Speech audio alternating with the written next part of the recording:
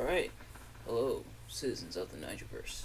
It is Nigel here once again, and this is going to be another discussion video. So today, we're going to discuss Vince McMahon. Yep, that's right. Fun's over, everyone. Vince McMahon is pretty much back in charge of creative. Um, he said that even with the merger with WWE and Endeavor, that Triple H would be the chief content officer, which would theoretically mean head of creative, but doesn't seem to be the case. Vince McMahon was heavily in charge of Night 2 of WrestleMania. Heavily involved is how they're wording it. Not just Night 2 of WrestleMania 39, WrestleMania Goes Hollywood, which if you haven't already, go check out my review of that, but also of the Raw after WrestleMania. And it shows. It definitely shows. Me and my friend Steve have been talking about it for the past few days now, which if you haven't already, go check him out at Plex TV, both here on YouTube and on Twitch, and across other social medias, of course. Dude is awesome, but we've been talking extensively about it, and not gonna lie, it's pretty disheartening and pretty upsetting. I don't want to try to bum you guys out too much, but there's some things about it I have to get off my chest.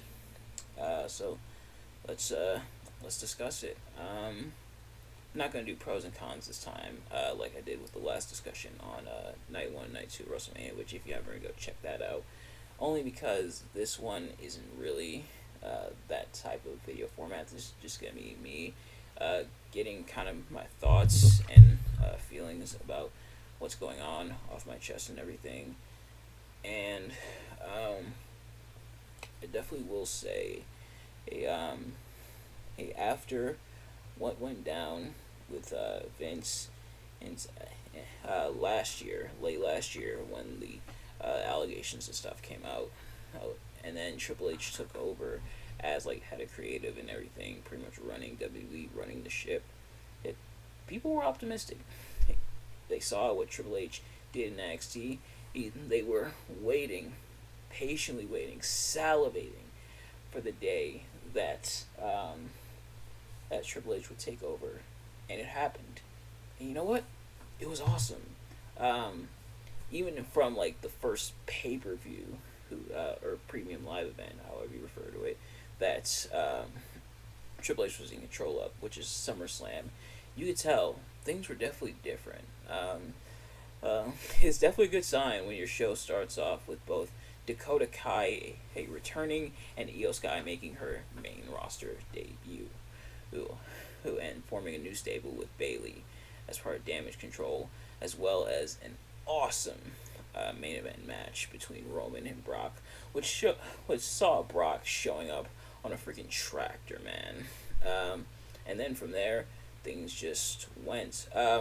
Wasn't always perfect, of course. There's no one bats 1,000, but I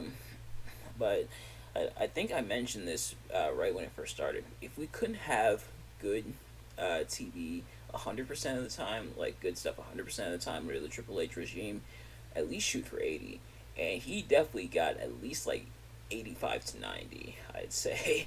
I'm not the best at math, so take that with a grain of salt, but yeah, business was up. Business was booming, setting record after record.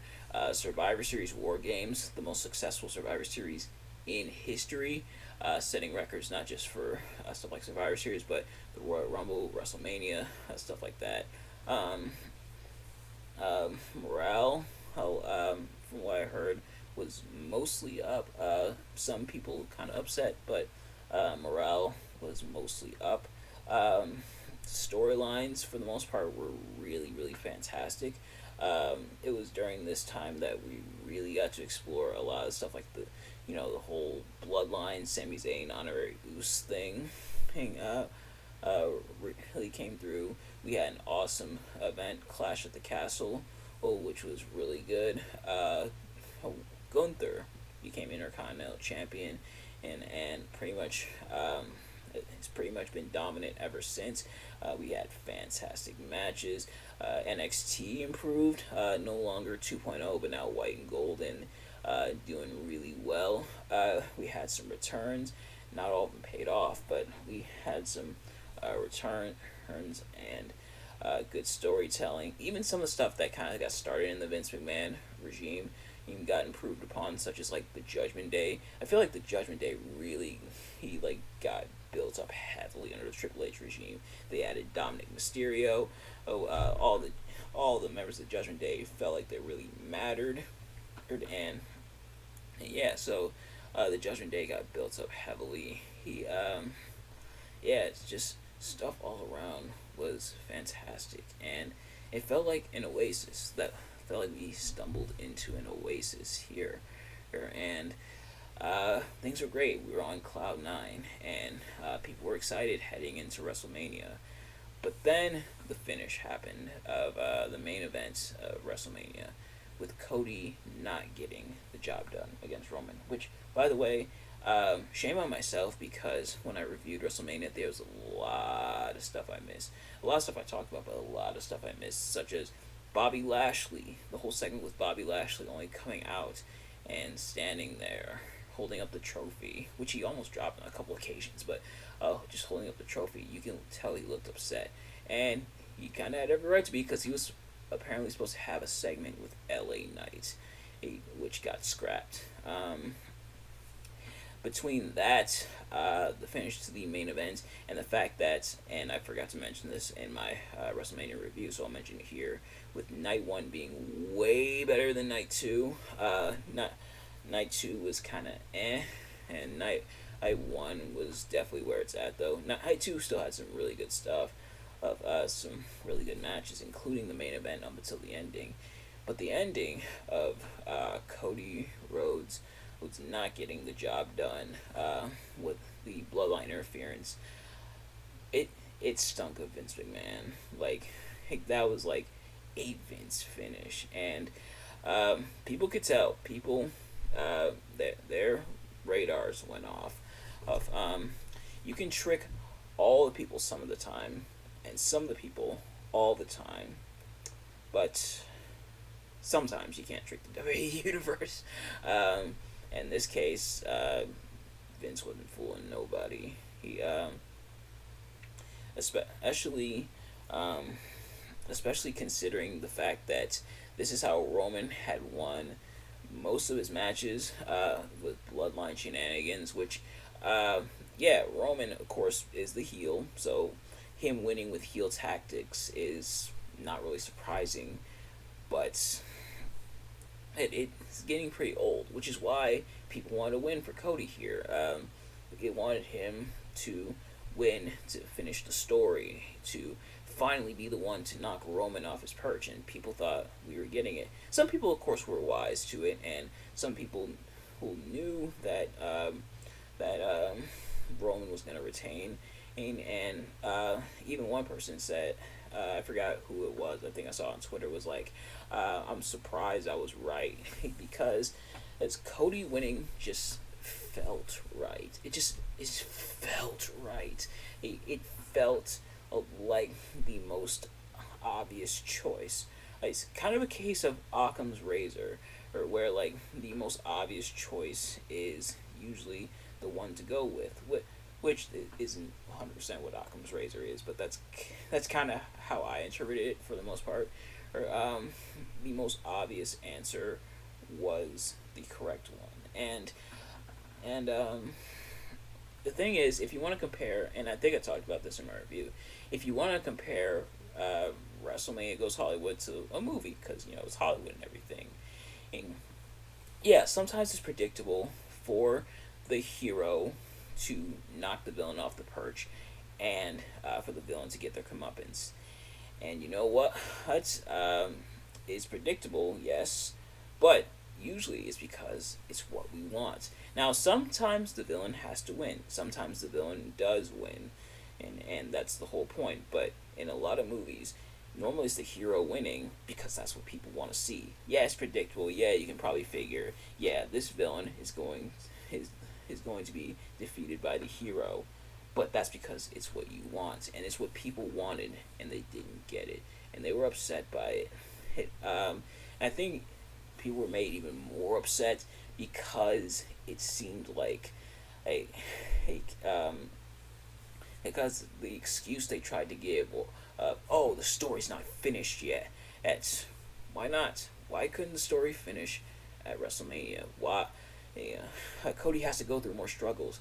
He was out for months with a torn pec, and Brian Zane from Wrestling Regret put it in a really awesome way. Go check out his WrestleMania 39 review, where Cody already struggled enough, not only with the torn pec and coming back from that, but winning the Royal Rumble, getting Kevin and Sammy back together to help fight the Bloodline.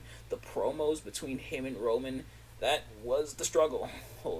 That was the struggle. That was the Herculean feat. Now they're trying to say Cody's trying to do it like Rocky, where he loses the first time around, or like Infinity War to Endgame, where the heroes lose the first time around, and then they win the next time. But the thing is the next time might not be as impactful as WWE's hoping. Some people are saying he might win it at SummerSlam, and how the Bloodline has to splinter and everything first. But the thing is, you could have like the Bloodline splintering, and you can have kind of what happened on the Raw after WrestleMania, while also having Cody win the title as well. So I guess let's get into the Raw after WrestleMania. Now, I know I'm not really talking about Vince McMahon. I'm kind of going on a tangent, but I'm going to bring it back. Trust me, I'm going to bring it back because it all ties together. So, the Raw after WrestleMania, to put it lightly, to put the nice way of putting it, it was a stinker. It really, really was like probably the weakest Raw after WrestleMania in history. Since it like became a tradition where they started hyping up, ooh, the Raw after WrestleMania, so many surprises and anything. No call ups, one return, which was Matt Riddle. No call ups, one return, and the match we were advertised that was built up, this big main event that was built up the whole time, that a lot of that people wanted to see. Some people called what was going to happen, but some people still kind of wanted to see it. That they kind of built the whole show around, that they sacrificed the whole show around, that they cut two matches, two triple threat matches, like triple threat number one contendership match, number one contendership matches, as that they built the whole show around. Pretty much just ends with Cody getting dismantled and destroyed by Brock Lesnar for almost no reason. And this is also what me and Steve were talking about, and something I kind of pitched. Why not have Cody win at WrestleMania, give a speech, the traditional Cody speech and everything, the very emotional speech, and then Brock Lesnar shows up, then congratulates Cody, and then attacks him. And I think what made it worse with Cody being attacked and like seemingly betrayed by Brock Lesnar was it came off this like one. Well, I guess I'll start with this. It came out of nowhere and was almost not explained. It's probably gonna be followed up on the next Raw, but pretty much came out of nowhere, apropos to nothing. There was no, like hardly any build up or anything to it. But also because this like 1-2 punch followed up with a third punch. The 1-2 punch of Cody not just losing at WrestleMania, but then also being just dismantled by Brock for like to close out Raw. But then the fact that the whole Raw preceding it sucked so much. Like if this happened on a stronger Raw, yeah, it still would have kind of sucked, but at least it wouldn't have stung as much. But this coming after probably one of the worst Raw, arguably probably one of the worst Raws ever, or I'll even go that far. Not even just the worst Raw after Mania. The fact that it's Raw after Mania just sucks even more. But probably one of the worst Raws ever, or probably one of the low. And I think they said this is like the lowest rated Raw in history, if I'm not mistaken. And then it ends like this. It's like it went from boring in this Raw, and then that ending went from boring to almost infuriating. And the man, pretty much at the center of all of it, Vince McMahon, and and and um, and of course Vince McMahon kind of taking over, kind of being granted some of that at being part of the board and everything due to the Endeavor deal, which apparently now they're investigating due to Vince and his history and everything that happened last year. But yeah, so now we get back to Vince McMahon and Vince McMahon being heavily involved with both night 2 of WrestleMania 39, aka WrestleMania Goes Hollywood, and I might interchange between the two.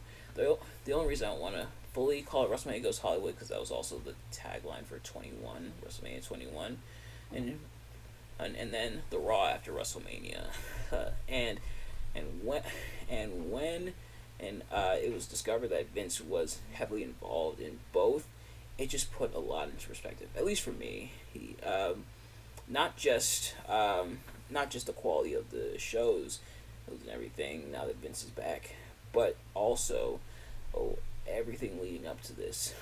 And it makes me wonder, was this the plan all along? Was Vince biding his time to eventually get back into the WWE? Now, there is kind of an obvious answer, and that's probably, very likely, but I have to speculate why, and this is what me and Steve were talking about, just why. Seeing all this success, all this good stuff Triple H is doing, but no, Vince just has to bring his nose back into it, and just has to be right at the forefront again. But I can't say I'm surprised. I'm upset, disappointed, but I'd be lying if I said I was surprised. Is because this is Vince McMahon we're talking about, a man who would often fight with Triple H. Triple H fighting to push a lot of people who definitely probably wouldn't have gotten their time to shine under the Vince McMahon regime, and who honestly really didn't. And versus Vince, who has his very, of course, very stubborn my way or the highway. And I have a theory as to why. Not an Austin theory, but I'm pretty sure Austin Theory is gonna be happy. Austin Theory WWE champion by tomorrow. Oh, in fact, as I'm recording this, well, tomorrow's Thursday, but the day after SmackDown, on Austin Theory, expect Austin Theory to win. If Austin Theory actually wins the Undisputed title on SmackDown, I know he's not, but if somehow, some way, in some weird Twilight Zone universe, Austin Theory does, as I called it, and I apologize for it, but my theory as to why Vince McMahon behaves the way he does, besides age, which people have been using age for a while, and yeah, kind of, you start to lose your marbles a little bit as you get older, or at least sometimes, but I think another reason behind this is I'm trying to figure out the best ways to describe it. So it makes sense and everything. But I think it's because of the buyout that happened back in 2001. And you might be thinking, Nigel, what does that have anything to do with modern day Vince McMahon? Think about it. When Vince McMahon, excuse me, bought WCW and ECW in 2001, both companies went under and everything.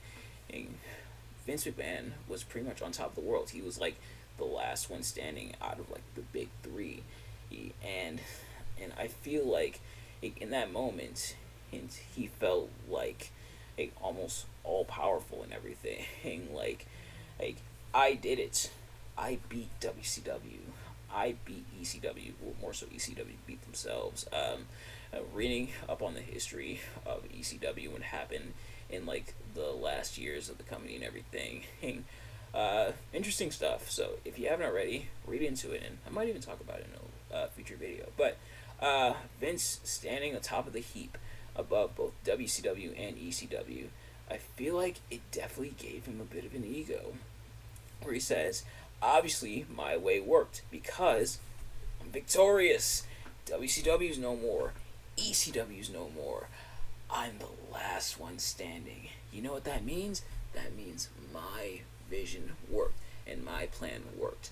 And I think he's held on to that for years. And pretty much thinking like everything he does works because he's the guy who beat WCW and ECW, even when the results say otherwise, whether it's ratings, fan interest, or backstage morale, or a combination of the three.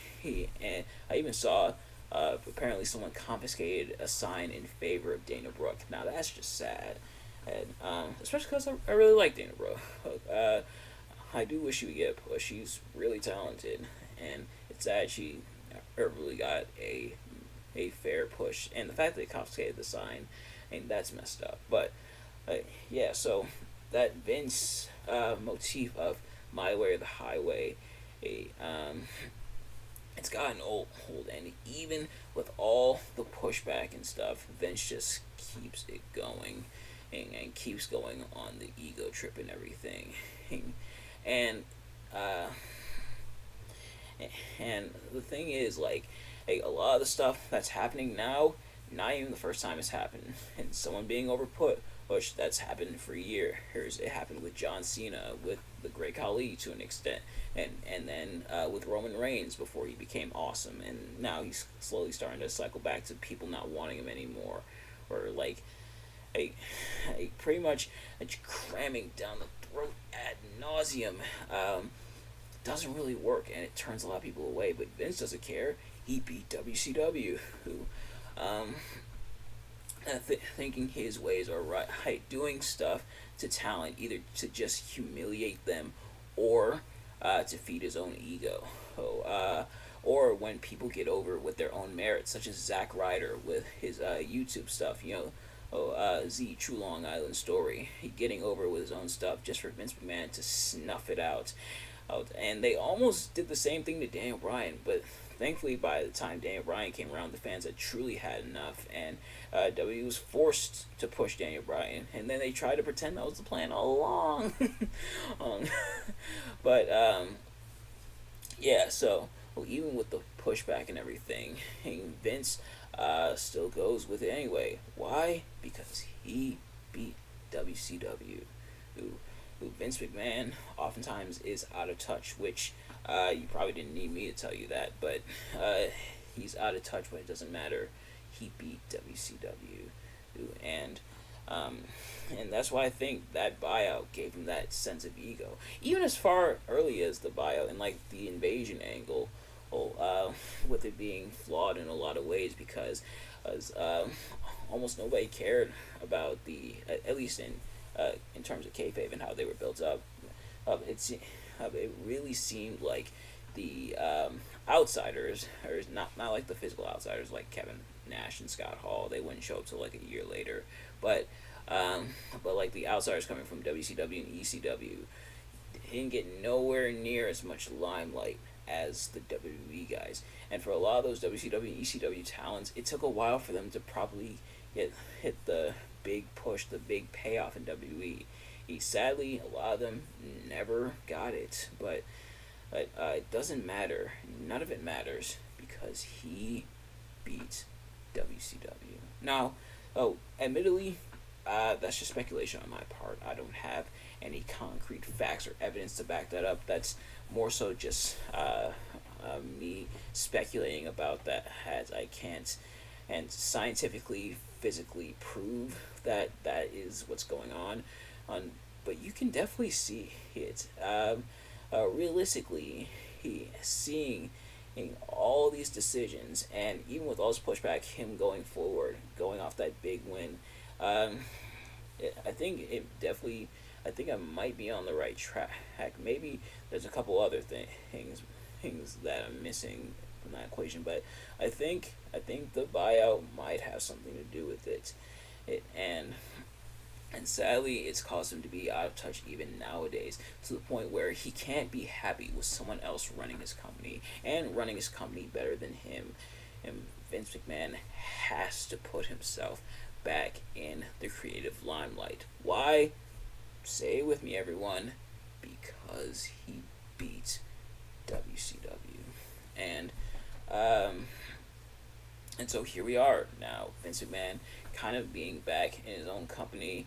And it's almost amazing. Like, it's almost amazing. I should be really upset by it, and I kind of am. But I'm also really amazed by it because he essentially pulled off the heist of the century. He, Seth Rollins move over. This is the real heist of the century. All this stuff happened. Vince McMahon getting in all this trouble, all these allegations and everything. And what's his punishment? What's his big slap on the wrist? The big, no, don't do this anymore punishment? Getting to come back to WWE and ruining all these months of build. Triple H trying to build up trust in WWE again, making WWE watchable again. And a lot of people who weren't invested in WWE anymore coming back to a WWE on the verge of potentially signing names like Kota Ibushi and Switchblade Jay White, just for it to come crumbling down. Which, by the way, at the time of recording, Switchblade, on tonight's episode of Dynamite actually just officially debuted for AEW, which admittedly I kind of saw it coming, mostly because Switchblade, if I'm not mistaken, had appeared for them before, and that's where a lot of his friends, peers, and more importantly, Bullet Club brethren are, more so in like Juice Robinson, and so I kind of saw it coming, but it's hard to think that this didn't have anything to do with it, because as soon as the news broke about Vince McMahon being back in charge of creative, then all of a sudden Jay White's no longer WWE bound, and now is in AEW. Now they said there was no discussion of him at all during WrestleMania weekend, so that might allude to it as well. But yeah, I think it's worth pointing out that Vince McMahon is back, and like I said, I have to believe this was the plan all along, on that Vince would try to ease his way back into WWE, and the fact that it happened, and that it was almost allowed to happen. I don't necessarily want to say allowed to happen, but the fact that Triple H didn't like immediately snuff it out. No, Triple H, slowly had Vince and back into the fold, holding Vince, and it's pretty much repaid Triple H by taking back WWE from him, and that's how it goes. So sadly, and it sucks really, because as all this good stuff, all this trust and everything that was built, all this good stuff being built up, a lot of interest being built up for WWE again, just be ripped away and torn down in a matter of days. He's all these months that Triple H has been building up WWE. He ripped away in 2 days. Raw was just on Monday, and WrestleMania Night 2 was just on Sunday. It took 2 days to tear all that down. Wow.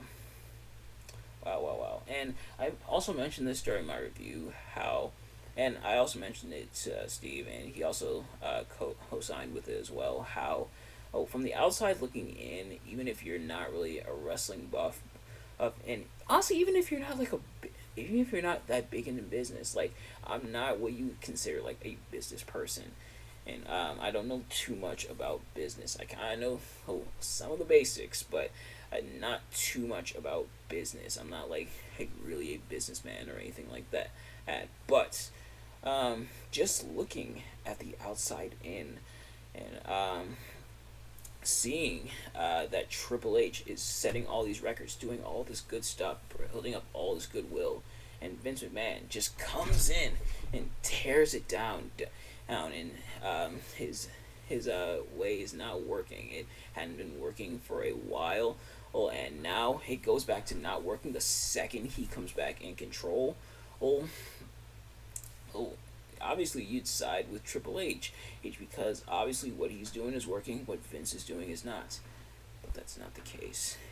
And um, and I think maybe Stephanie McMahon not being there anymore might also have something to do with it. And honestly, I sadly don't blame her. She probably didn't want to be a part of that anymore. Probably fed up with all the drama and stuff.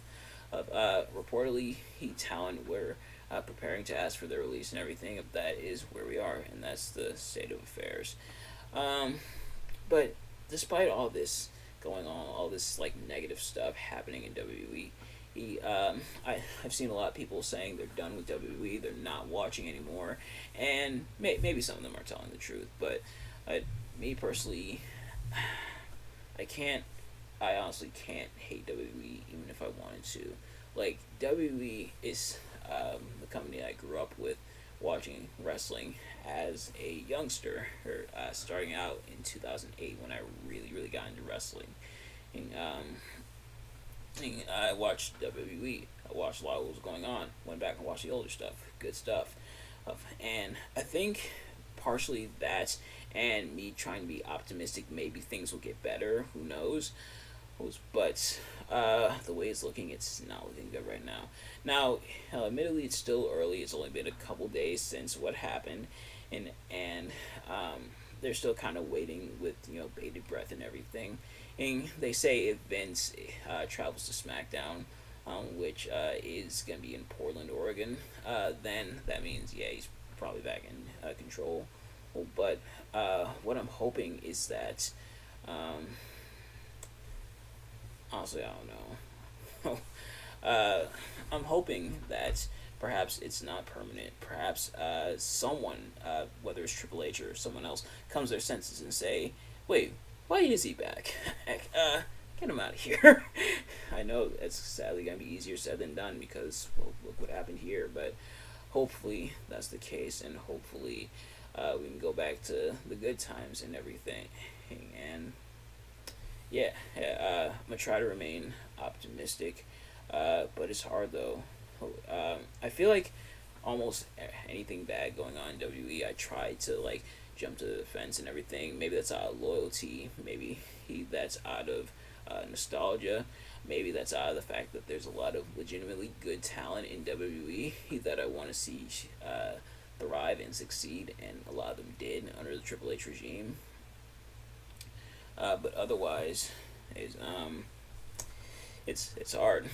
It's hard defending WWE. Like WWE, and I've said this oftentimes. I don't think here on the channel, but I've said this oftentimes to myself.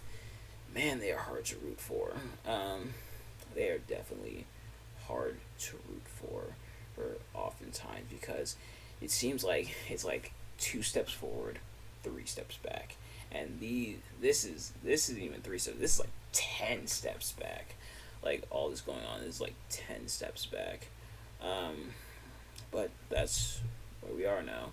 Hopefully things improve, but I don't know. But I think that's gonna do it for this discussion. I think that's all I can really get off my chest for right now. Hopefully I didn't bum you guys out too much.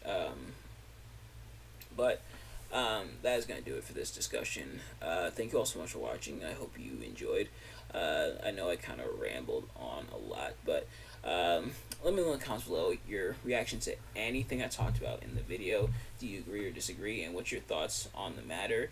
There are plenty of people who did prefer Vince's way of doing things, but there's a lot more people who prefer Triple H's way of doing things. Let me know which one you guys like more, and that is going to do it for this discussion. Thank you all so much for watching, and I will see you guys later.